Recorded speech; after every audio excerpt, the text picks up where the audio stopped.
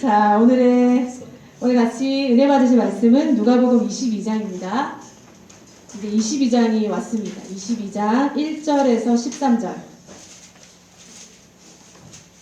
22장 1절에서 13절입니다. 신약 134페이지죠. 자, 우리 함께 같이 교독하시겠습니다. 6월절이라 하는 무교절이 다가오매 내 제자들과 서기관들이 예수를 무슨 방도로 죽일까 궁리하니 백성을 두려워하니라. 12 중에 하나인 가룟이시라 부르는 유다에게 사단이 들어가니 이에 유다가 내 제자들과 성경비들에게 가서 예수를 너희를 내려가며 그들이 기뻐하여 돈을 주기로 언약하는지라. 유다가 말하고 예수를 우리가 없을 때 넘겨줄 일을 찾아라. 6월절 양을 잡을 무교절이 이른지라. 예수께서 베드로와 요한을 보내시며 이르시되 가서 우리를 위하여 6월절을 준비하여 이로 함께 하라. 여짜오되 어디서 준비하기를 원하시나이까.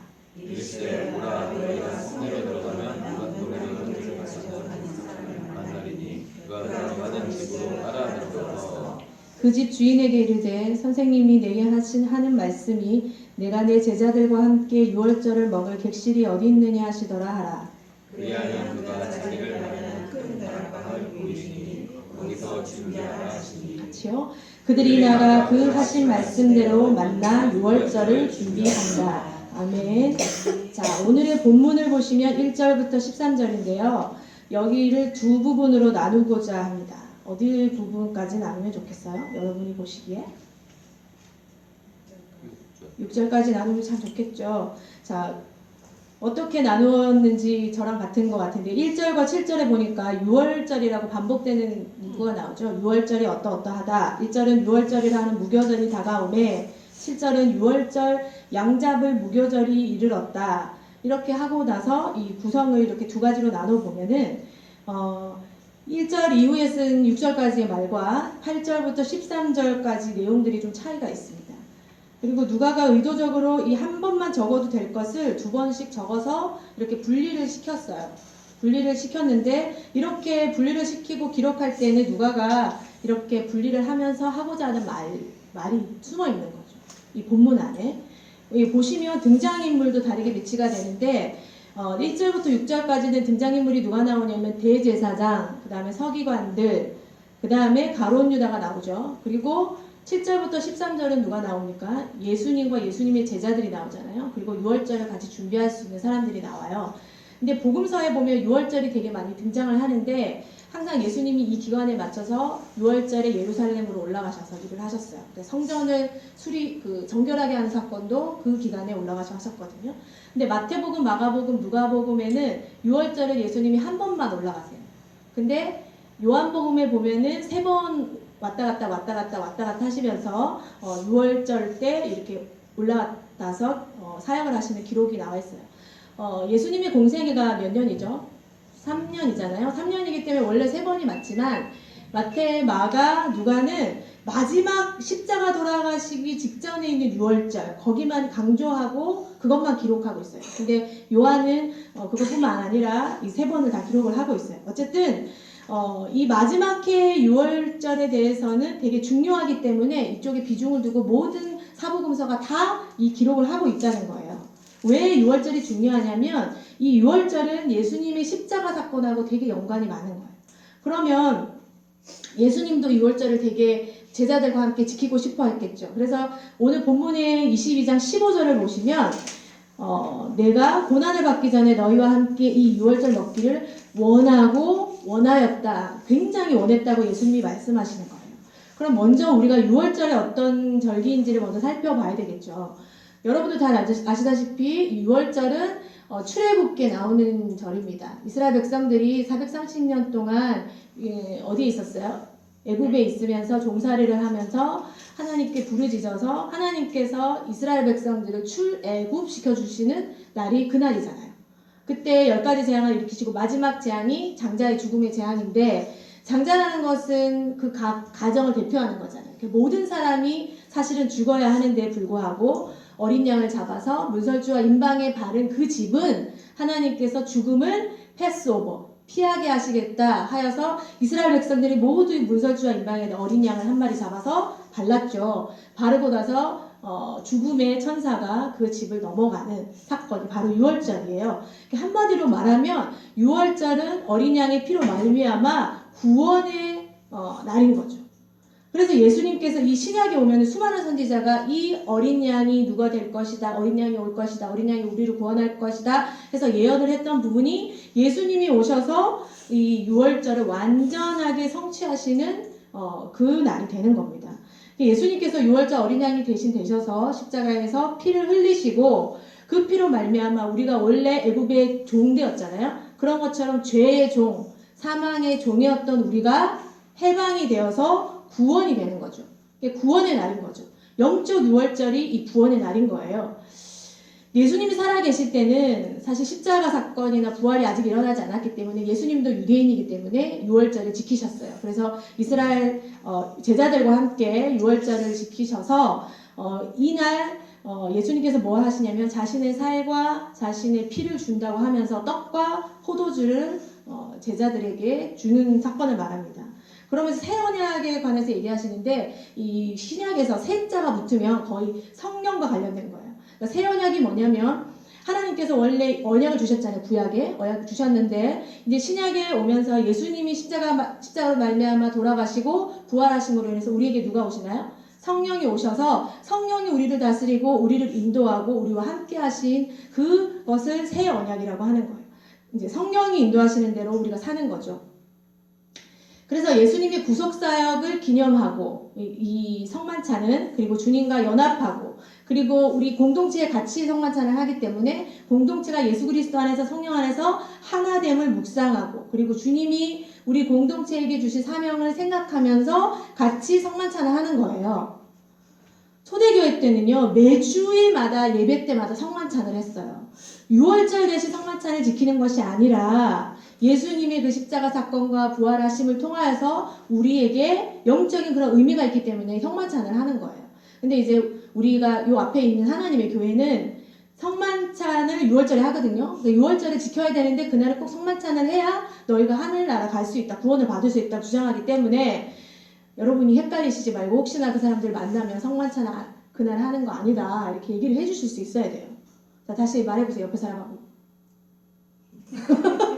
옆에 사람하고 우리가 성만찬을 하는 이유는 뭐였지? 다시 할까요?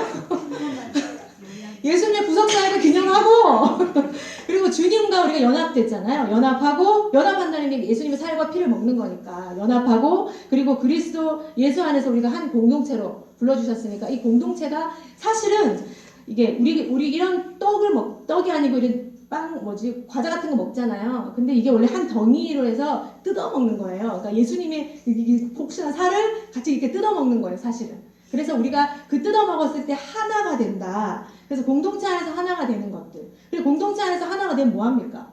주님이 사명을 주시는 것들을 감당해야 되잖아요. 그 사명이 뭘까를 고민하면서 같이 하는 게 성만찬이라고요. 다시 해볼 수 있겠어요?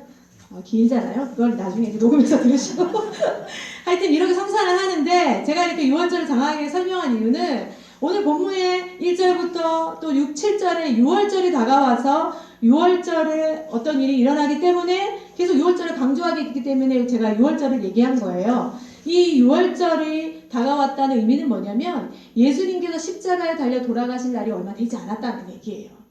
그 말은 6월절 양 대신 예수님이 죽으시니까 그 말은 우리의 구원이 다가왔다는 얘기죠. 그러니까 구원의 일이 일어나고 있는 이 중요한 사건이 일어나고 있는 시점에 22장 1절에서 6절까지의 부류들과 22장 7절에서 13절의 부류가 두 부류가 있다고 그랬잖아요. 이 두 부류가 굉장히 행동이나 하는 것들이 다르다는 걸 우리가 볼 수 있어요.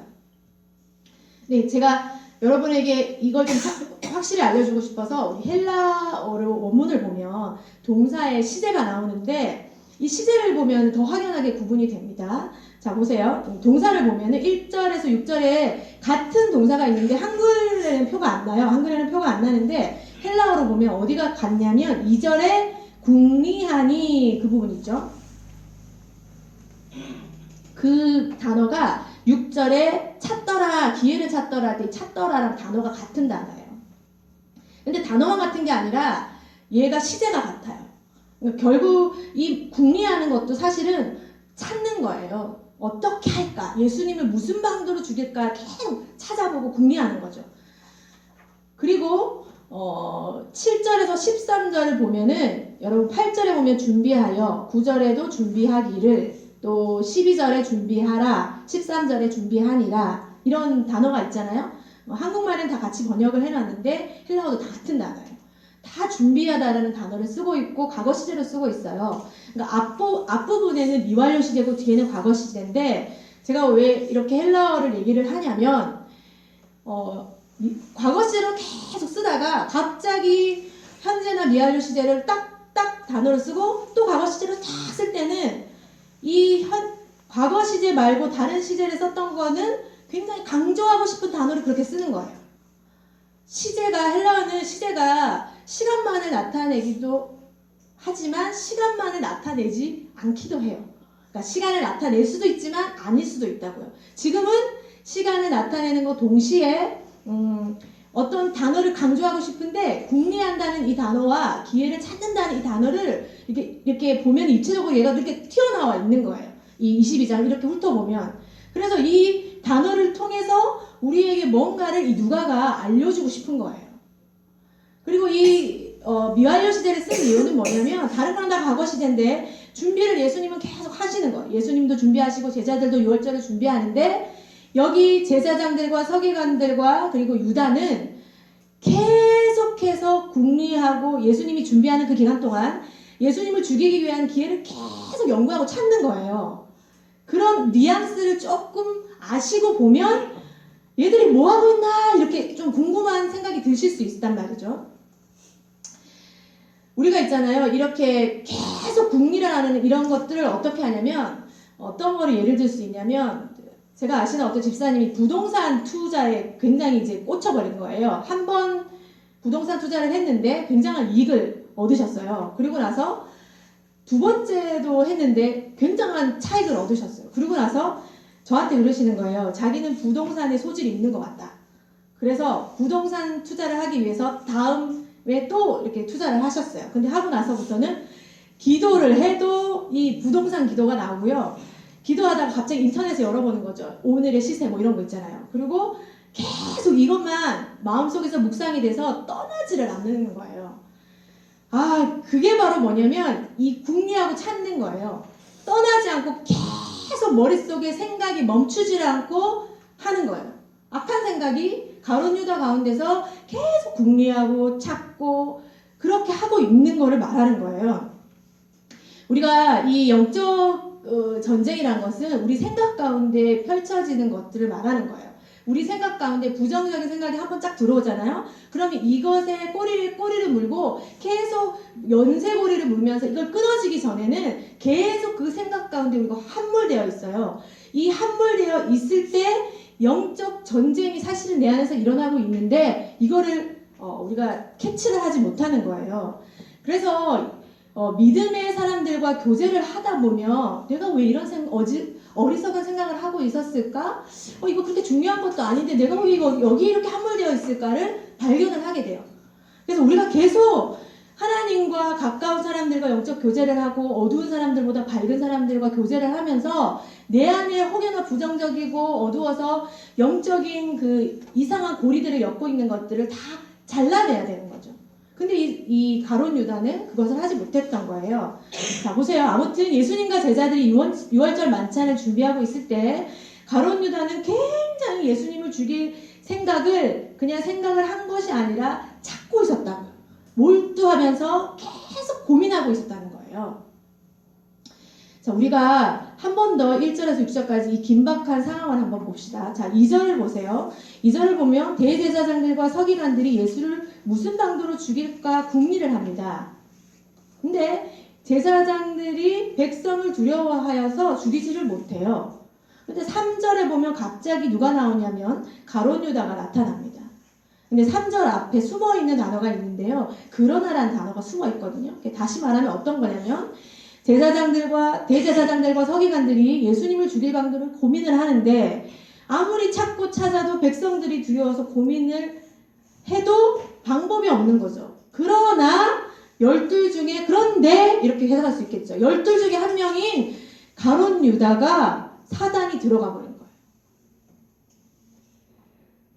원래 우리가 그 가룟 유다의 마음을 읽을 수는 없잖아요. 가룟 유다가 어떤 마음을 가지고 예수님을 상대를 했는지, 어떤 마음가짐으로 제자가 되었는지 이런 거는 우리가 알 수가 없지만 겉으로 봤을 때는 가룟 유다는 누구의 제자입니까? 예수님의 제자였잖아요. 근데 그 예수님의 제자가 어떻게 예수님을 적대시하는 대제사장들과 서기관들과 이렇게 하나가 될 수 있냐는 거죠.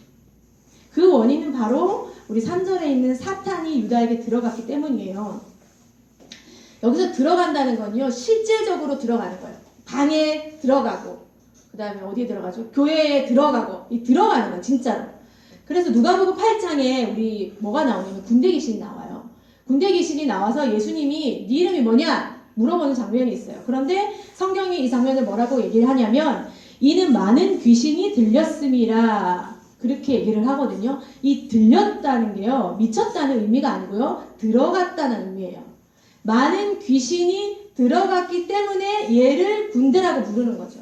그리고 이 군대 귀신이 예수님이 나가라고 했을 때 나와서 다시 누구에게 들어가요? 돼지에게 들어가요. 이때 쓰는 단어가 들어간다는 단어가 오늘 유다에게 사단이 들어갔다고 할 때 그 단어예요. 근데 사단이 유다에게 들어갔지만 유다가 미친 건 아니잖아요. 귀신 들린 건 아니라고요. 완전히 장악된 건 아니지만 사단이 유다의 생각 가운데 마치 귀신이 들린 것처럼 강하게 역사를 했다는 거예요. 우리가 이 한 절을 보면서 얼마나 사단이 유다에게 강하게 역사를 했는지를 읽을 수가 있어야 되는 거예요. 그리고 일이 신속하게 진행이 됩니다. 사단이 들어가고 나서 그 다음에 유다가 누구를 만나냐면 유다가 가는 거예요. 누구한테 가냐면 대제사장들과 성전 경비 대장들이 가요. 그리고 마치 옛날부터 이 사람들하고 하나가 됐었던 것처럼 예수님을 죽일 방도를 같이 의논하고 있는 거예요. 예수님의 제자가. 너무 이상하지 않아요? 그리고 나서 속히 어떤 일이 일어나는데 보세요. 5절 보세요. 그들이 기뻐하며 돈을 주기로 언약을 합니다. 계약이 급속도로 성사가 돼요. 돈을 주기로 계약을 하는데 그때부터 유다가 뭐를 하냐면 6절에 유다가 허락하고 그때부터 또 찾는 거예요. 예수님을 넘겨줄 기회를 찾는 거예요. 2절에서는 대제사장과 서기관들이 예수님을 죽일 방도를 찾다가 사단이 유다에게 역사하고 나서 이제 그 사단이 하는 역할들이 누구에게 가게 됐냐면 가룟 유다가 예수님을 죽일 기회를 찾고 있는 거예요. 이렇게 흐름이 올라오고 있죠. 잠언에 보면은 의인의 수고는 생명에 이르고 악인의 소득은 죄에 이르느니라 라고 기록합니다. 죄에 이르게 하는 이 가룟 유다 배후에 사단이 있고요. 아무리 자기들끼리 열심히 찾고 궁리하지만 결국은 이 악인의 소득은 죄에 이를 수밖에 없는 거예요. 어쨌든 이들은 마치 옛날에 같이 붙어서 한 편이었던 것처럼 원래는 한 편 아니었잖아요. 가룟 유다는 예수님의 제자였고 대제사장과 서기관들은 같이 의논하고 이런 상대가 아니었어요. 근데 갑자기 같이 하나가 되어서 마치 하나였던 한 편인 것처럼 묶여버리는 사건이 일어나요. 그리고 이해관계가 떨어지고 나면 가룟 유다는 버림을 받게 되거든요. 그들에게. 근데 7절에서 13절에 예수님하고 제자들은 어떻게 하냐면 그냥 유월절을 준비하고 있는 거예요. 사단이 아무리 애쓰고 방도를 찾고 있는데도 불구하고 하나님이 계획한 그 구원의 때는 그냥 진행이 되고 있는 거예요. 그들이 어떤 방법을 쓰든지 간에. 그래서 우리가 더 이렇게 깊숙이 찾아봐야 될 게 뭐냐면 1절이에요. 유월절이라 하고 하는 무교절이 다가왔다. 무슨 때가 다가왔다는 거예요. 어떤 때가 다가왔냐 보면 구속의 때가 다가온 거죠. 구원의 때. 사단이요. 매번 예수님을 죽이려고 시도를 했어요. 여러분도 알다시피. 근데 죽이려고 시도를 했지만 예수님을 죽일 수 있었나요? 없었나요? 없었잖아요. 근데 그게 왜 그러냐면 때가 아직 이르지 않았기 때문이에요. 하나님께서 허락하지 않으면 사단이 아무리 발버둥을 쳐도 그것이 허락되지 않습니다. 우리가 요즘에 요한계시록을 아침마다 묵상하는데 요한계시록을 끝까지 묵상을 하다 보면 어떤 게 느껴지냐면 와, 모든 세계가 하나님의 주권 아래 있구나. 심지어 사단도 하나님의 주권 아래 있구나. 모든 만물이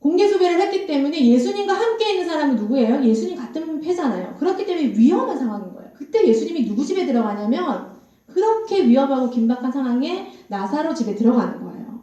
근데 나사로 집에 들어가서 보려고 했는데 나사로도 사실은 공개 수배돼 있었거든요. 나중에 10절에서 11절 보시면 대제사장들이 나사로까지 죽이려고 모의를 합니다. 나사로가 죽었다가 살아났기 때문에 나사로 때문에 예수님을 믿은 사람이 되게 많았거든요. 그래서 나사로도 공개 수배하고 예수님도 공개 수배하는 가운데 예수님께서 나사로의 집에를 들어갑니다. 근데 2절을 한번 보세요. 12장 2절에 거기서 예수를 위하여 잔치할세. 자, 상황은 굉장히 안 좋은 상황임에도 불구하고 나사로에 있는 그 사회 남매가 지금 뭐를 하고 있다고요? 예수님을 위해서 뭘 합니까? 잔치를 준비하는 거예요. 예수님이 집에 온다는 것도 부담스러운데 예수님이 자신의 집에 오랜만에 오신다고 하시니까 너무 기뻐서 나사로는 죽다 살아났잖아요. 얼마나 좋았으면 예수님을 위하여 잔치를 분주하게 합니다. 근데 이 요한복음에 쓴 단어를 보면 너무 기가 막혀요. 여기서 이 잔치라는 것도요, 이 나사로 가정에서는 잔치할세라고 사용되지만 나중에는 예수님의 성만찬 하실 때 있잖아요. 제자들과 그때 이 잔치라는 단어를 같이 써요. 근데 이게 나중에 요한계시록에 넘어가면은 어린 양의 혼인잔치에 또 사용이 돼요. 요한이 이 잔치라는 단어를 가지고 이 잔치가 사실은 예수님을 앉혀놓고 저녁 식사 대접하는 것 같지만 사실은 이 어린 양의 혼인잔치와 다름없다고 얘기하는 거예요. 얼마나 기쁜 날이겠어요. 이 날을 위해서 마르다가 음식을 막 분주하게 음식을 준비하고 그리고 나사로는 예수님 옆에서 말씀을 듣고 있는 거예요. 이것만 보면 좀 짜증이 나지만 그래도 나사로는 예수님 옆에서 말씀을 듣고 마리아는 혼자서 열심히 음식을 준비하고 있어요. 근데 이 잔치의 클라이막스가 되었을 때 마리아가 뭘 합니까? 향유 있잖아요. 그 비싼 향유를 가지고 있는 아마 전재산이었을지도 모르는 향유를 오늘 우리가 불렀던 찬양 있잖아요. 내게 있는 향유옥합 주께 가져와 그 발 위에 입 맞추고 깨뜨립니다. 근데 이 가사가 너무 감동적인 이유는요. 이 마리아가 그 발에 입 맞추고 깨뜨리는데 이 발이 어떤 발이냐? 나를 위해 험한 산길 오르실 그 발이고 나를 위해 십자가에 달리실 그 발이라고 고백하는. 그리고 그 향유를 다 부어버려요. 다 붓고 나서 그때는 아가씨들이 머리를 풀면 창녀로 인정이 되었거든요. 근데 그 머리털을 풀고 예수님 앞에서 예수님 발을 닦아줍니다. 온 집에요. 여러분 향유 냄새가 가득하지 않았겠어요? 집이 몇 평 되지도 않는데 우리 집에 향수를 이렇게 칙칙 2번만 뿌려도 방 안에 그 향수 냄새가 가득해요. 옷에만 뿌려도 이 향수 냄새가 며칠을 가거든요. 근데 그 향유를 콸콸콸콸 부어서 온 방 안에 향기가 가득한 거죠. 은혜가 가득한 거죠. 마리아가 성령에 감동되어 저는 이걸 했다고 봐요. 근데 예수님이 이걸 뭐라 그러세요? 얘가 내 장례를 준비하는 거라 그러시잖아요. 그래서 마리아가 온 정성을 다해서 예수님 앞에 그 향유를 쏟아붓습니다. 사람들이 아무 말도 못해요. 이 향유가 얼마나 비싼 건지 다 알고 있으니까 눈을 뜨고 놀래고 있는 거죠. 그리고 그 당시에는 아가씨들이 머리를 풀지 않았거든요. 머리를 쭉 풀고 그 오해를 받을 만한 창녀라고 오해를 받고 그렇게 할 만한 오해를 무릅쓰고도 예수님의 발을 닦는데 자신의 모든 것을 드려요. 물질뿐만 아니라 마음과 정성과 뜻을 다 해서 주님을 찬양하는 거예요. 이게 저는 천국 잔치라고 생각을 해요. 그때 거기에 앉아있던 모든 사람들이 이 향기에 취해서 주님을 찬양하고 있었을 것 같아요. 근데 그 중에 그 정막을 깨는 한 사람이 있잖아요. 누굽니까? 가룟 유다죠. 가룟 유다가 뭐라고 해요? 마리아를 막 야단치는 거예요.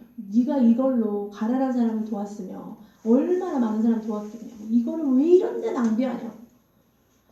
예수님도 야단치지 않는데 가룟 유다가 나서갖고 막 꾸짖잖아요. 가룟 유다가 평소에 도둑질을 했거든요. 그 마음에 이 향유를 보니까 자기한테 와야 될 돈이 안 오니까 불쑥 이게 올라온 거예요. 내 마음에 있는 게. 그래서 이 욕망이 겉으로 드러나면서 이 가룟 유다 안에 어떤 마음을 품고 있는지가 우리가 요한복음 2장, 12장을 보면 다 볼 수 있어요. 그 후에 요한복음 13장 2절에 가면요. 마귀가 그때부터 출현을 합니다. 출현하면서 시몬의 아들 가룟 유다의 마음에 예수를 팔려는 생각을 넣었더라. 이렇게 얘기하고 있어요. 사단이 유다의 생각을 장악합니다. 처음에는 유다 스스로 가지고 있던 자기 욕심이 있었겠죠. 그 욕심이 스스로를 잡았고 나중에는 그 욕심이 자라서 사단이 이제 생각 가운데 역사를 하게 되는 거예요. 오늘 이 본문의 6월절 만찬을 하기 전에 이 가룟 유다에게도 사단이 강하게 역사했죠. 그게 들어간다는 표현까지 쓸 정도로 강하게 역사하는 거예요. 마치 귀신이 들려서 내 의지로 어떤 것을 할 수 없을 것처럼 아주 강하게 유다에게 역사를 한 거예요. 가룟 유다가 굉장히 정치적 야망과 욕망이 많았습니다. 그래서 이 욕망과 정치적인 야망과 물질에 대한 집착들이 사실은 자기 안에 있는 헛된 탐욕에서 비롯된 거잖아요. 이 헛된 탐욕이 잉태해서 죄를 낳고 죄가 계속 장성해서 사망에 이르는 지경까지 오게 되는 거예요. 사단이 들어와서 유다와 연합할 정도라면 유다가 얼마나 오랫동안 이런 일들을 하게 된 걸 알 수 있어요. 여러분 귀신에게 들린다는 게 쉬운 게 아니에요. 가룟 유다가 귀신이 들린 건 아니지만요. 귀신이 이렇게 장악할 정도면 생각을 주고받는 거예요. 계속. 어떤 거냐면 내가 악한 생각을 해요. 오늘 누굴 미워했어요. 미워해서 이러면 안 되지. 하나님이 사랑하라 하셨지. 그리고 우리는 며칠 안 가잖아요. 뭐 길어도 한 일주일 만에 이러면 안 되지. 하나님 용서해 주세요. 이렇게 가는데 그게 아니라 미워하면서 이 미움을 계속 키우는 거예요. 그러면 사단이 동의를 하고 귀신과 이제 대화가 되는 거죠. 동의를 하고 악한 것들은 힘을 실어주고 또 동의를 하고 힘을 실어주고. 여러분 이게 계속 영적인 교통이 일어나는 거예요. 우리가 성령과 교통하는 것도 마찬가지거든요. 성령과 교통할 때 어떻게 합니까? 하나님 주님 생각 어떻습니까? 내가 길이 맞습니까? 하나님 궁금하잖아요. 근데 하나님 말씀하시지 않는 것 같잖아요. 근데 기도하면서 계속 주님의 의견을 묻습니다. 하나님 어떡합니까? 어떡합니까? 하나님 도와주세요. 하면 성령께서 인도해 주시고 우리에게 말씀을 통해서 하나님의 생각을 넣어주시면 말씀 때문에 우리가 믿음으로 그 말씀을 잡고 또 기도하고 한 단계 한 단계 앞으로 나가죠. 마찬가지 악한 영과 유다가 계속 자신이 모르는 사이에 영적인 교제가 일어나게 되는 거예요. 그래서 이 요한복음에 몇 군데 마귀가 유다에게 들어갔다 또 들어갔다 계속 이 표현을 쓰고 있는 거예요. 유다가 돈을 좋아하는 건 맞지만 사실 은30에 예수님을 배반하는 거는 너무 적은 돈이에요. 은30은 어떤 거냐면 노예값이에요. 그래도 유다가 예수님하고 살았잖아요. 같이 지냈는데 어떻게 은30에 이렇게 빠르게 거래를 성사할 수 있는가. 마리아는요 300데나리온을 바쳐서 예수님께 다 부었어요. 근데 거기에 비하면 은30은요 정말 가치가 없는 돈이에요. 근데 어떻게 이렇게 유다가 은30을 거래를 하죠? 오늘 본문 보세요. 어디에 있습니까? 누가복음 보세요. 이 성경을 보면 기가 막히게 단어를 써놨어요. 구성도 기가 막히고요. 보세요. 3절 보세요. 22장. 10절 중에 하나의 가롯이라 부르는 유다에게 사단이 들어갔어요. 들어가서 급속도로 경비 대장들과 의논을 하고 그들과 5절에 바로 돈을 주기로 언약을 합니다. 거래를 합니다. 탐욕이요. 너무너무 강해서 자신을 제어할 수 없을 정도로 강해서 예수님을 이용하려고 하는데 예수님하고 지내보니까 이 예수님이 자기가 생각하는 그런 왕이 아닌 거예요. 예수님이 능력이 있으시죠. 그런데 계속 선한 일 하시고 가난한 자 도우시고 뭐 이렇게 숨어 지내시고 왕으로 추대하려고 해도 말도 안 듣고 그러니까 가룟 유다가 이제 안 거죠. 이건 내가 원하는 왕이 아니야. 그때 예수님의 가치가 갑자기 은30으로 전락이 되는 거예요. 그래서 사단이 들어가자마자 어떤 일을 하냐면 노예 가치로 예수님을 팔아넘깁니다. 그러니까 유다의 머릿속에는 이제 예수님의 가치는 뭐라고요? 한 사람의 노예 가치밖에 안 되는 거예요. 유다가 이렇게 생각이 이렇게 바뀝니다. 또 어떤 두 번째는 뭐냐면요. 탐욕이라는 것은요. 우리의 작은 습관들이 쌓이는 거예요. 양심의 가책이 느껴지지 않을 정도로 이 습관들이 계속 쌓이는데 양심의 가책이 없다는 걸 어디서 알 수 있냐면 나사로 집에서 마리아가 이렇게 향유를 부을 때 뻔뻔하게 야단을 치잖아요. 가난한 사람을 도우라고. 사실은 그걸 뭘 하고 싶은 거예요? 자기가 갖고 싶은 거죠. 근데 이게 얼마나 습관이 쌓이고 쌓였냐면 전혀 전혀 양심의 가치를 느낄 수 없습니다. 성경은 그걸 뭐라고 그러냐면 양심에 뭐가 맞았다? 화인이 맞췄다. 그렇게 얘기를 하고 있어요. 성경이 말하는 양심은요, 우리가 생각하는 그런 양심이 아니에요. 뭐 양심대로 살자 이게 아니고요. 성경에서 말하는 양심은 히브리서에도 양심이 많이 나오는데 이 양심은 하나님과 소통하는 통로예요. 우리 마음인 거죠. 근데 이 양심이 무너지는 거예요. 자신의 욕망으로서. 그래서 계속 그대로 살면서 이제는 내가 죄를 짓고 죄를 범죄를 해도 전혀 양심의 가책이 느껴지지도 않고 어떤 찔림이나 성령의 음성이 들리는 게 아니라 아무렇지도 않아요. 그래서 회개할 기회가 그렇게 예수님이 많이 주었음에도 불구하고 회개가 되지 않는 거예요. 나중에 마태복음에 보면 누가가 뭐라 그랬냐면요. 이 은을 받고 후회를 한다고 그랬어요. 후회. 회개가 아니고요. 후회. 그러고 나서 자살을 해요. 세 번째는 뭐냐면 가룟 유다가 양심이 그렇게 묻어져 있을 때 사단이 죽이려고 그에게 들어가죠. 근데 사단이 가장 강하게 역사해서 분별을 잃어버립니다. 그래서 은 30이라는 말도 안 되는 돈에 협상을 하게 되는 거예요. 우리가 잠언 1장에 보면 악한 영들이 어떻게 우리를 장악하는지 알 수 있는데요. 잠언 1장을 보면은 여호와를 경외하는 것이 지식의 근본이다 이러면서 시작을 하고 있어요. 모든 지식의 근본은 지혜의 근본은 여호와를 경외하는 거죠. 그럼 반대로 말을 하면 여호와를 경외하지 않는 사람은 우매한 자라고 해요. 그래서 어떤 일을 할 때 자기는 지식이 있다고 생각하고 하지만 사실은 굉장히 우매하게 일을 결정을 하는 거예요. 그걸 31절에 뭐라고 되어 있냐면 자기 행위의 열매를 먹고 자기 꾀에 배부른다고 했어요. 하나님을 의지하지 않는 자가 선택하는 것은 뭐냐면요. 자기 꾀인 거예요.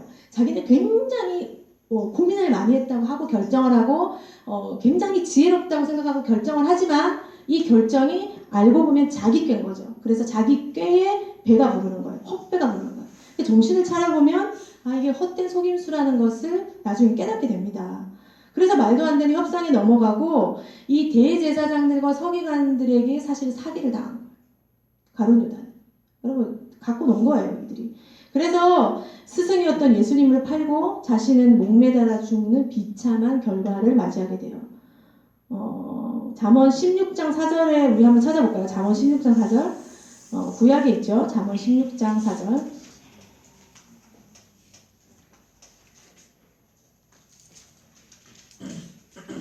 16장이 몇 페이지에 있습니까? 928페이지에 있네요. 16장 4절 우리 함께 한번 읽어볼까요? 다 찾으셨나요? 시작!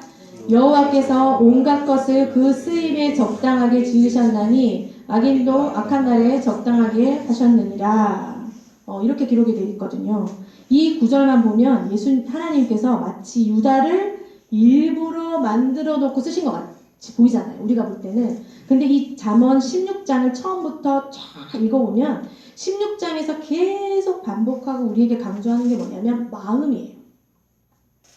하나님이 행위로 사람을 보는 게 아니라 마음으로 우리를 보신다고 말씀하시고 마음으로 보신다는 건 이 잠언 말고도 성경에 여기저기 나와 있어요. 그래서 마음을 잘 경영해라. 하나님은 외모를 보지 않고 심령을 감찰한다. 너 행사를 여호와께 맡겨라. 이 맡기는 게 뭐니? 너의 마음을 여호와를 향하는 거다. 하나님을 의지하라는 얘기거든요. 잠언 16장은 계속 우리한테 뭘 얘기하냐면 너 마음 지켜야 돼. 너 마음 지켜야 돼. 누가 지켜요? 누가 지켜요? 옆집 엄마가 지켜? 아니잖아. 누가 지켜요? 내가 지키는 거예요. 물론 하나님의 도우심이 있지만요. 내가 지키는 거예요. 그래서 우리가 알아야 되는 게 뭐냐면 지식이에요. 무슨 지식이냐? 영적인 지식을 알아야 돼요. 영적인 걸 모르니까 계속 넘어가는 거죠. 저도 얼마나 속는지 모릅니다. 마치 내 감정인 것 같은데 알고 보면요. 영적 싸움일 때가 너무나 많아요. 그래서 이게 아니지 하고 정신 차려보면 다행이고 정신을 못 차리면 계속 이제 속는 거죠. 그래서 우리의 마음을 계속 지키라고 하는 겁니다. 그러니까 이 4절에 나오는 것은 온갖 것을 쓰임이 적당하게 지으셨나니 악인도 악한 날에 적당하게 하셨느니라는 것이 뭐냐면 마음을 결국 지키지 못한 자가 자기 악으로 말미암아 악한 길에 쓰임을 받는 거예요. 마치 바로처럼. 사단은 원래 항상 예수님의 일들을 막았어요. 자, 보세요. 예수님이 태어날 때 예수님을 죽이려고 했거든요. 근데 이게 랜덤으로 이렇게 예수님이 누군지 모르니까 2살 미만의 모든 아이들 다 죽였어요. 대학살이 일어났어요. 그때 피비린내가, 여러분 그 갓난 아기를 죽인다고 생각해봤어요. 그 갓난 아기를 다 죽여버린 거예요. 그리고 나서 한참 조용하다 싶더니 40일 예수님이 금식을 하시고 나서 본격적으로 사역을 하려고 딱 가니까 사람이 짜잔 나타났어요. 나타나서 예수님을 엄청나게 시험을 하는 거예요. 예수님이 물론 이기셨지만. 그리고 나서 잠시 동안 물러가 있었어요. 물러가 있으면서 시시때때로 예수님의 사역을 방해했어요. 어떤 사람에게 들어가서 귀신 들린 자가 예수님의 사역을 방해하든지, 아니면 대제사장과 서기관들의 생각을 사로잡아서 이들이 계속 예수님을 죽이려고 모의를 하고 방해를 했죠.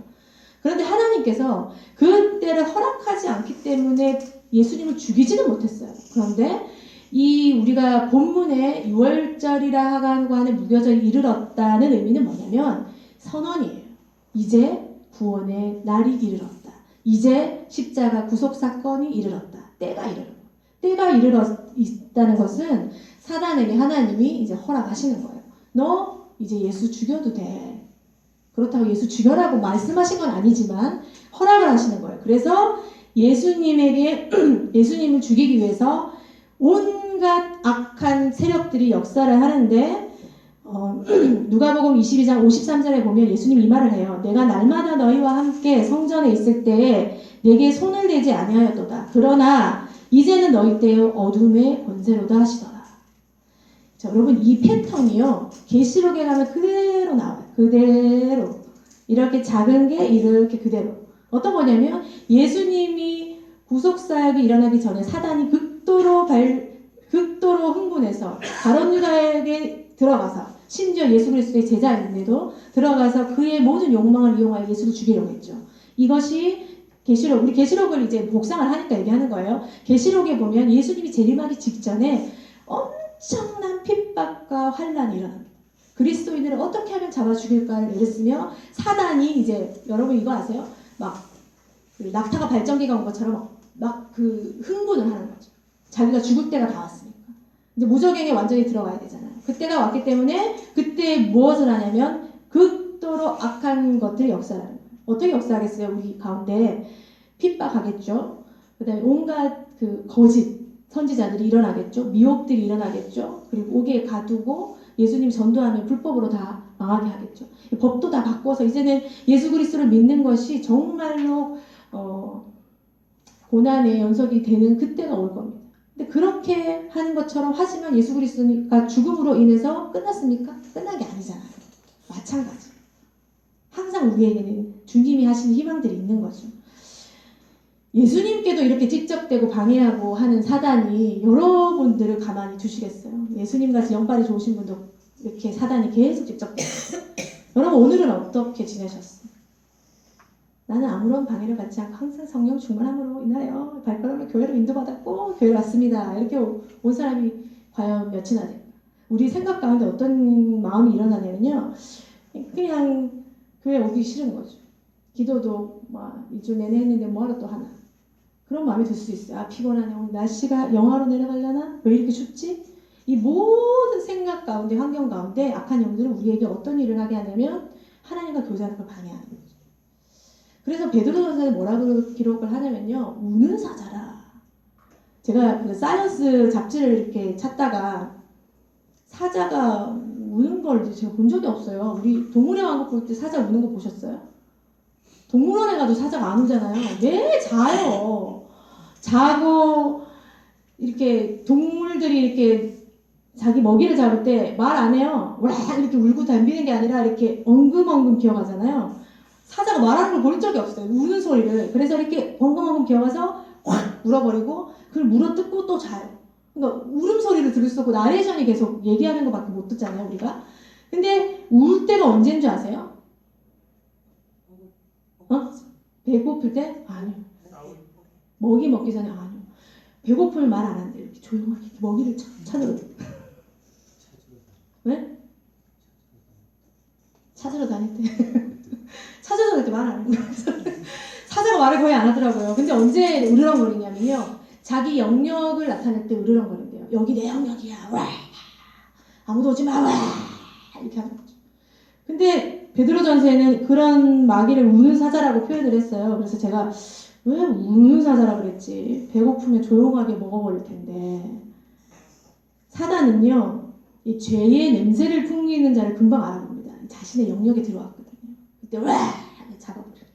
여러분, 이 죄를 짓거나 악한 생각을 하면 금방 알아봐요. 그래가지고 이 죄는 어떤 영역이에요? 하나님의 영역이 아니잖아요. 자기 영역이죠. 내 영역에 들어왔거든요. 그래서 삼킬 자를 찾는 것이 여러분. 정신을 차리고 살아야 됩니다. 그래서 사단이 예수님을 죽이기 위해서 발각을 하는 거죠. 죽이면 다 끝났구나. 이제 예수를 죽이면 모든 것이 끝이야. 그래서 어릴 때부터 헤롯을 막 헤롯을 사용해서 죽이고 막 금식할 때 나타나고 서기관 바리새인 다 이용했는데 사실은 끝이 아니고 시작인 거죠. 예수님이 부활하시잖아요. 부활하셔서 우리가 너무 좋아하잖아요. 골로새서에 통치자들과 권세자들을 무력화시키고 드러내어 구경거리로 삼으시고 십자가로 이기셨느니라. 아멘. 아멘은 하셔야지 이때는.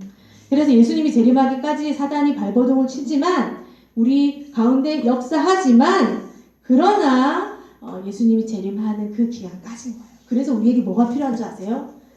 믿음이 필요한 거예요. 소망이 필요한 거예요. 믿음, 소망, 사랑이 왜 있는지 아세요? 믿음이 없이는 끝까지 인내가 안 되거든요.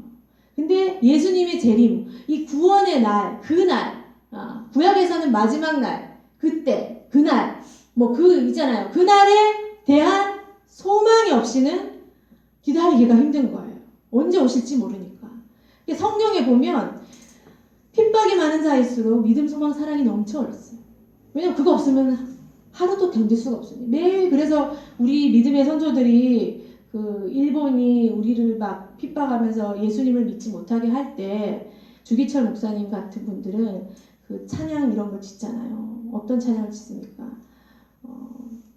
예수님 끝까지 붙을 수 있도록 믿음 달라는 이런 찬양이라든지 아니면 고난을 인내할 수 있도록 하나님 도와달라는 찬양이라든지 이런 걸 짓잖아요.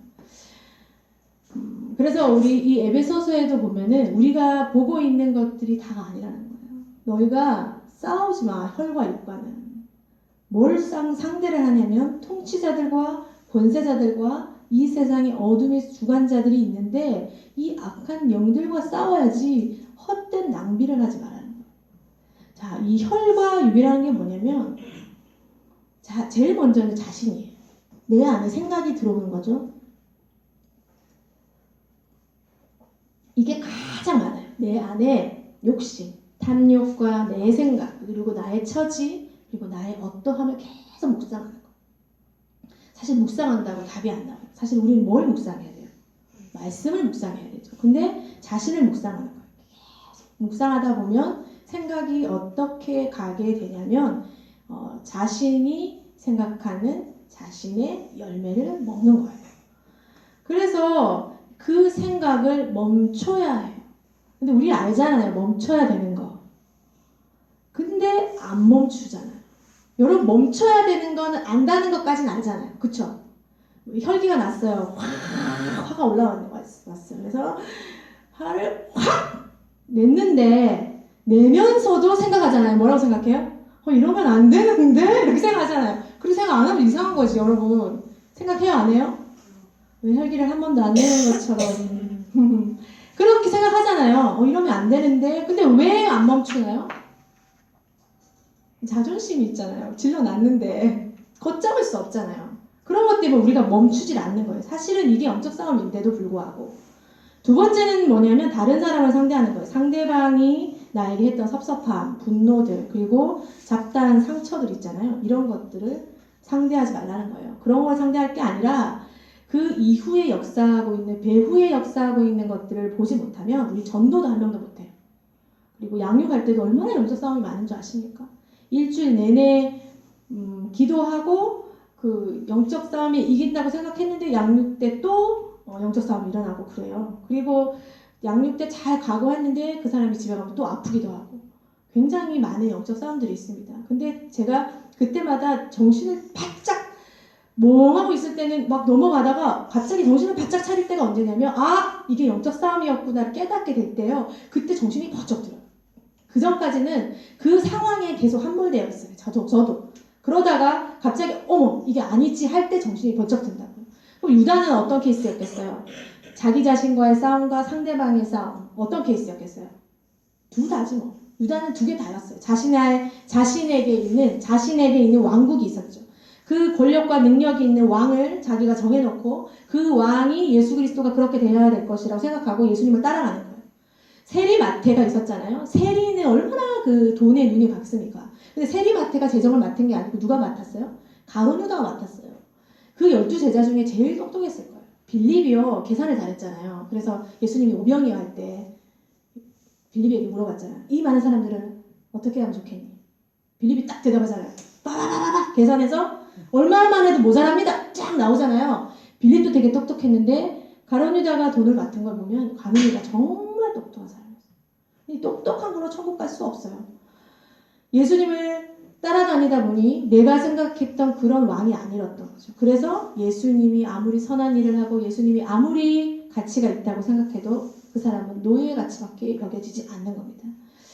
자, 누가복음 22장에서 강조한 단어가 있었잖아요. 궁리하다, 찾더라. 사단도요. 자신이 일을 할 때 일을 해야 되잖아요. 성령도요. 일을 할 때 누구를 찾냐면 하나님의 마음에 합한 자를 찾습니다. 그래서 하나님의 합한 사람을 보다가 그 사람과 함께 하나님 나라의 일을 계획하고 시작을 해요. 여러분 하나님이 직접 하는 게 아니라 우리에게 동행하시면서 이 나라와 이 땅을 하나님 나라의 것으로 만드시는 거죠. 사단도 마찬가지예요. 사단이 이렇게 냄새를 잘 맡잖아요. 죄의 냄새를. 그래서 사단이 어떤 일을 할 때 자신이 생각한 그 동일한 목적을 이루는 사람들을 찾아다니 우는 사람처럼. 그래서 찾았잖아요. 찾고 나면 사단도 계획합니다. 열심히 궁리하고 찾고 기회를 엿보고 그 기회가 무슨 틈만 있으면 사단도 실행을 하려고 했죠. 그래서 그 사람을 찾기만 하면 어김없이 그 사람에게 들어가서 사단도 힘을 실어주는 거예요. 여러분 힘을 실어준다기보다는 어떤 거죠? 영적인 눈을 어둡게 하는 거죠. 그래서 분별을 못하게 해야 합니다. 자, 사단이 가룟 유다에게 한 것을 보고 가룟 유다가 어떻게 사단에게 잡혀 먹힐 수밖에 없었는지를 보면 우리가 이 영적 싸움에서 어떻게 해야 되겠는지가 금방 이제 캐치가 되는 거예요. 우리 안에 있던 이 영적 싸움에서 승리하셔야 되고 그리고 환경이나 어떤 다른 사람으로 말미암아 오는 이 영적 싸움도 이 영적인 걸 캐치하셔서 이거는 육의 싸움이 아니구나. 그럼 입을 닫고 그때부터 기도를 하는 거예요. 보통 남편들이 구원받지 못한 남편들하고 이렇게 많이 다투잖아요. 전도하려다가. 우리 여기는 이제 다 믿으신 분들 많은데, 전도하려다가 다투는데 어떻게 다투냐면, 이제 예수님을 복음을 전해요. 근데 남편이 시끄러워, 뭔 예수 그런 얘기를 해. 그래서 막 화를 낼 거 아니에요? 그러면 이제 여자분은, 이제 아내는 예수님을 잘 믿는 사람이에요. 당신 어떻게 그렇게 예수님한테 모독적인 말을 할 수가 있어? 이렇게 대드는 거죠. 그럼 남편이 아니 뭐 예수님이 네 남편이냐? 교회가 그렇게 좋은 사람 같으냐? 뭐 이렇게 싸울 수 있잖아요. 그러면 이제 이 아내가 이게 영적 싸움이었지를 깨닫게 되면 이제 입을 다물고 그때부터 남편을 위해서 기도를 하게 되는데 그렇지 않은 경우는 이제 둘이서 이제 열심히 싸우는 거죠. 예수님이 맞냐 아니냐를 가지고 싸우고 교회가 참이냐 아니냐 뭐 선하냐 아니냐 약하냐 목사님이 좋냐 안 좋냐 이제 나가서는 교회를 다니냐 마냐 뭐부터 시작해 재정이 어떻게 막 싸움을 번지는 거예요. 그러면 이제 이 남편이 아내를 보고 당신을 봤을 때는 예수님 안 믿어야겠어. 이렇게 무서운 여자하고 예수님을 믿는데 나도 그 하나님 안 믿어. 이렇게 되는 거죠. 그러니까 혈과 육의 싸움이 아니라 영적 싸움이라는 것을 인지하고 근데 이 전도에 있을 부부 관계만 있는 것이 아니라 자녀와의 관계도 그렇고요. 모든 인간관계 안에 우리 그리스도인들을 대적하려는 악한 영들의 역사는 있어요. 그래서 여러분의 마음을 이렇게 뒤집어 놓는 경우가 많습니다. 그런 경우 경험해보지 않으셨어요? 아무 예수님하고 상관없는 회사 일도요 그런 경우가 있어요. 특별히 만약에 오늘 예배가 있는 날이다. 그러면 분주하게 만들고 뭐 이렇게 딴 생각하게 만들고 전혀 예배에 집중하지 못하게 만들고 심지어는 여러분 교통을 막히게 하여서 막는 경우도 있어요. 모든 것이 사단의 역사는 아니지만 우리 안에 하나님을 향하는 마음들이 있는 반면에 그것을 가로막는 역사들이 있다는 거예요. 눈에 보이지 않는다고 없지 않습니다.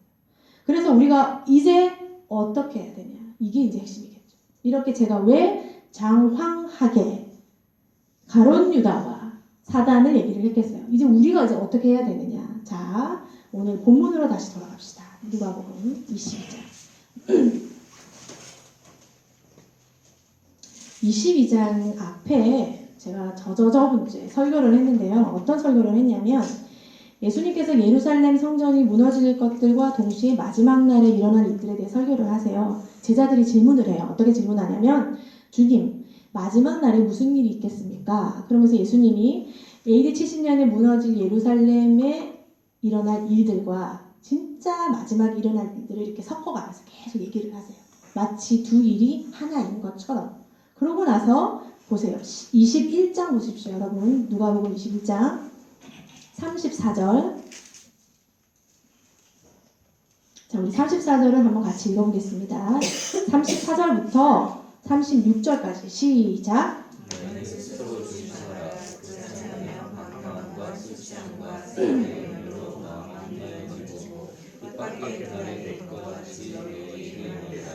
이날은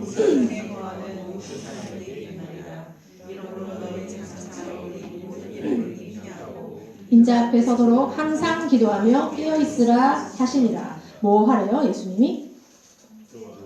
항상 기도하라. 그냥 기도가 아니고요. 항상 기도하는 거예요. 그리고 오늘 본문 40절, 22장 40절 한번 보세요. 40절을 같이 한번 읽어봅시다. 자, 시작. 그들에게 이르시되 유혹에 빠지지 않게 기도하라 하시고, 그리고 나서 예수님이 그들을 떠나 돌 던진 만큼 가서 무릎을 꿇고 기도하여, 그리고 39절을 보세요. 예수님이 나가사 습관을 따라 감람산에 가시네. 감람산에 뭐하러 가셨겠어요? 기도하러 가신 거죠. 어떻게? 습관을 따라 가시는 거예요. 자, 이런 사단의 유혹과 이런 방해를 이길 힘이 뭐냐면 바로 기도인 거죠. 힘들 때만 기도하면 되죠.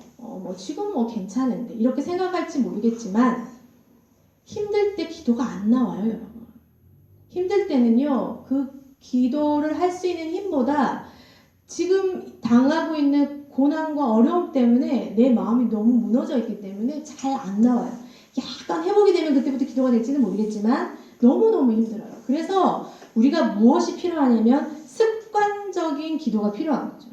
습관적인 기도라는 것은 중언부언하는 기도를 말하는 게 아니라 여러분 기도하는 습관을 만들어 놓으라는 거예요. 새벽 기도면 새벽 기도, 금요 예배면 금요 예배 정해 놓는 거예요. 그래서 이날은 무슨 일이 있어도 빠지지 않아야 되는 거죠. 그래서 일주일에 한 번 기도했던 사람이 기도를 하다 보니까 기도의 맛을 알게 돼요. 그러면 2번 하게 되고 3번 하게 되고 4번 하게 되고 매일 하게 되고 항상 하게 되는 거예요. 여러 가지 문제들을 풀어야 할 난제들이 너무나 많은데 그때 우리가 뭘 하겠습니까? 누구에게 손을 내민들 이 모든 문제가 해결되겠습니다. 여러분, 하나님이 주머니를 여시지 않으면요 돈이 10원도 안 들어와요. 하나님이 닫으면 들어올 수가 없어요. 목요일날인가 수요일날 복상이 예수님이 다윗의 열쇠를 가지신 분이라 그러잖아요. 근데 그 다윗의 열쇠를 가진 게 요새 사실은 구원의 문인데 우리 입장에서는 주머니 문도 되는 거예요. 하나님 예수님이 딱 닫아버리시면요 열 자가 없어요. 예수님이 여시면 돈이 들어오는 거예요. 돈을 위해 기도하는 게 아니고요. 예수님을 사랑하는 마음으로 우리가 기도하는 거죠. 매일매일 습관적으로 하나님 앞에. 건강도 마찬가지고요. 우리의 모든 일상이 주님 아니면 죽습니다라는 마음으로 기도하는 거예요. 이방인들은 중언부언한다고 하잖아요. 중언부언이 뭐예요? 했던 말 또 하고 했던 말 또 하는 거예요. 그러면 이 자매하고 이방인하고 기도가 뭐 다를 게 뭐가 있습니까? 다르죠. 마음이 다릅니다. 그래서 잠언 16장에 계속 마음을 지키라고 하잖아요. 주문을 외우는 것처럼 하는 게 아니고요. 하나님 내 마음 좀 받아주세요. 하나님 내 사정 좀 봐주세요. 계속 부르짖는 거예요. 근데 기도를 하다 보면 뭐가 생각이 나냐면요. 내 안에 죄가 보여요. 죄가 보임으로 인하여 내 안에 그 허물들 때문에 처음에는 주님 앞에 달라고 기도하기 시작하다가 이제는 죄 때문에 통곡이 나와요. 그래서 하나님 앞에 회개가 기도가 터집니다. 그때부터 주님이 역사를 하시는 거예요. 여러분, 회개하는 곳에 무슨 일이 일어나는지 아세요? 그 안에 하나님의 나라가 임해요. 하나님의 나라가 임한다는 건 주님이 통치하시기 시작하는 거죠. 주님이 통치하기 시작하는 건 뭐예요? 열면 닫을 자가 없는 거죠. 놀라운 일들이 이제 일어나기 시작하는 거예요. 얼마 전에 누군가가 상담을 요청해서 가서 얘기를 하는데 자신의 과거에 대해서 계속 하나님을 원망하는 거예요.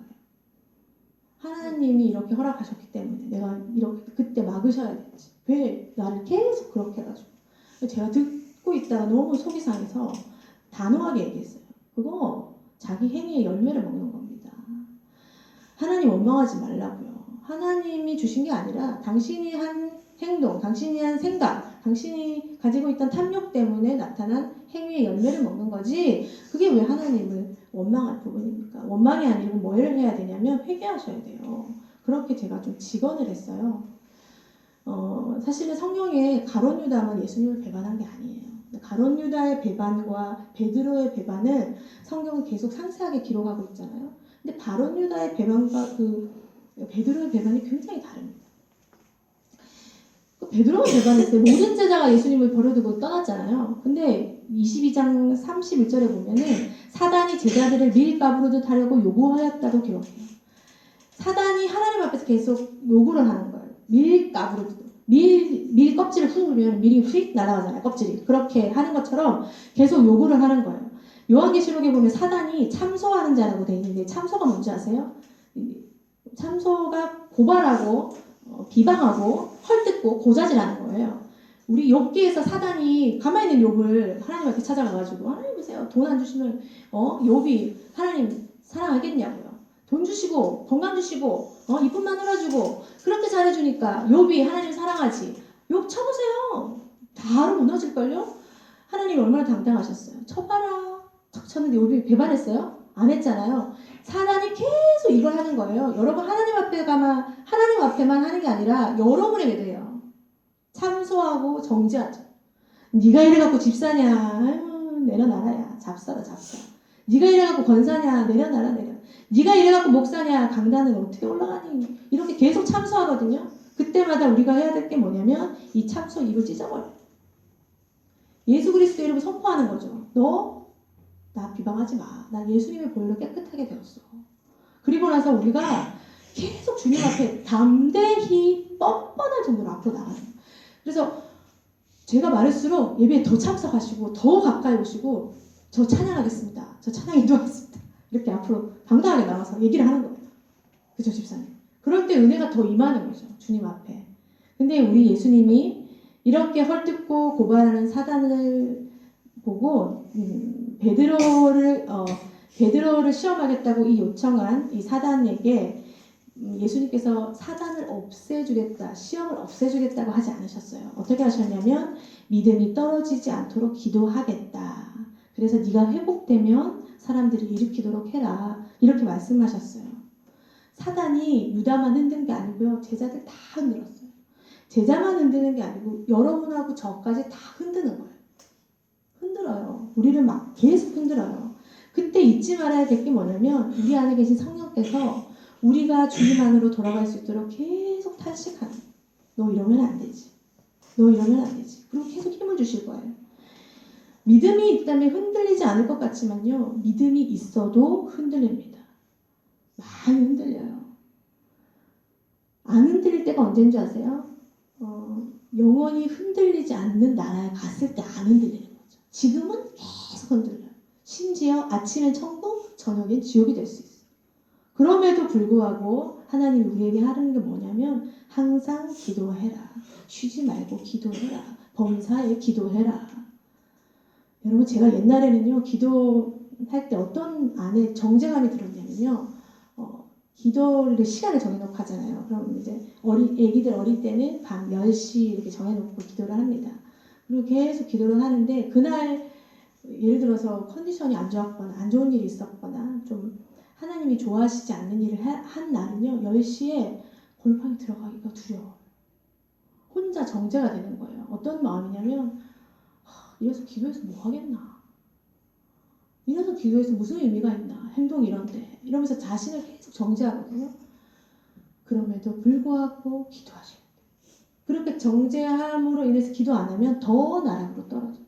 그럴 때마다 우리가 어떻게 해야 되냐면 하나님을 붙잡아야 돼요. 계속 기도의 자리에 나와서 하나님이 우리를 교정하실 때까지, 그리고 기도를 해야 됩니다. 베드로는요 3년의 세월 동안 예수님을 경험했어요. 예수님이 어떤 분이신 것도 알고요, 예수님의 마음도 알아요. 예수님 배반하고 나서 얼마나 힘들었겠어요. 근데 가룟 유다는요 달라요. 예수님 몰라요. 하나님도 몰라요. 하나님이 어떤 마음인지도 모르고 예수님을 단지 어떻게 보냐면 이용 가치로 보는 거예요. 그래서 이용 가치가 떨어지자마자 은 30 노예값에 팔아나옵니다.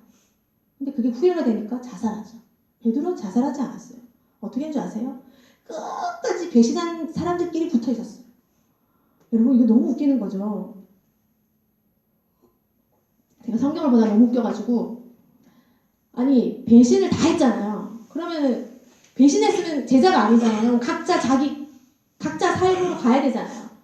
마태는 세리하러 가고 고기 잡으러 가고, 물론 갔죠. 가기는 갔는데 계속 사도들끼리 붙어 있었어요. 한 방에. 예수님께서 부활하시고 나서 제자들을 만나러 오셨잖아요. 같이 모여 있을 때 문을 뚫고 오셨잖아요. 예수님의 시체가 없어진 것도 확인하고, 연약했지만 예수님이 하셨던 모든 말씀을 기억하면서 함께 붙어 있었어요. 붙어 있을 때 이길 수 있는 거예요. 자, 우리 여러분 옆에 돌아보세요. 여러분 옆에 한 사람. 우리 목자님도 한번 보시고. 붙어 있어요. 혼자 있으면 절대 이길 수 없어요. 그리고 습관적으로 기도하는 시간을 만들어요. 할렐루야. 그래서 금요 부흥에 오신 여러분들을 축복하고 환영합니다. 아멘. 자, 우리가 오늘 결론이 기도이기 때문에 이제 뭐 해야 되겠어요? 기도하자는 거죠. 제가 이때까지 길게 설명한 게 다 기도하자는 거 아니겠습니까? 우리가 어떤 찬양을 부르냐면 내게 있는 향유옥합을 부르고 같이 기도하겠습니다. 이 가사를 한번 보세요. 우리 가룟 유다가 예수님을 은 30에 버렸지만 자신의 모든 것을